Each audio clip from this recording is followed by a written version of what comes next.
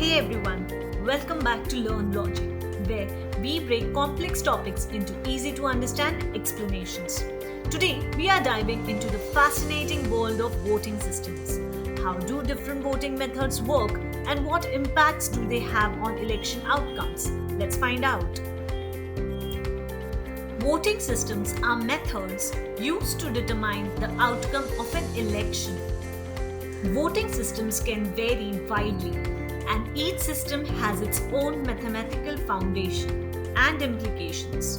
Today, we'll explore some of the most common voting systems and see how they work. First past the post, or FPTP, is one of the simplest voting systems. Each voter selects one candidate, and the candidate with the most votes wins. The system is easy to understand and implement, but it has some drawbacks, such as the possibility of a candidate winning without a majority of the votes.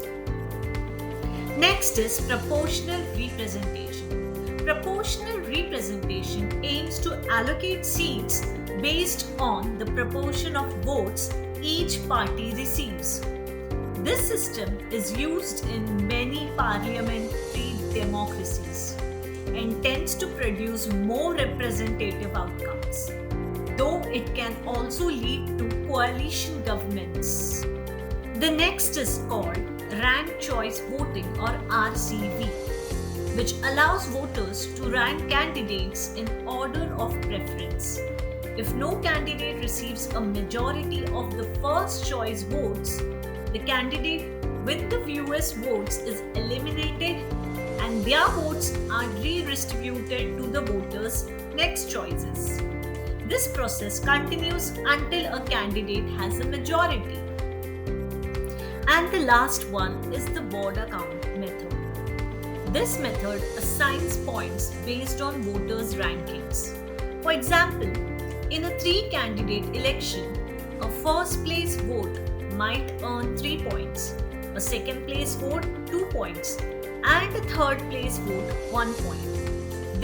The candidate with the highest total points wins.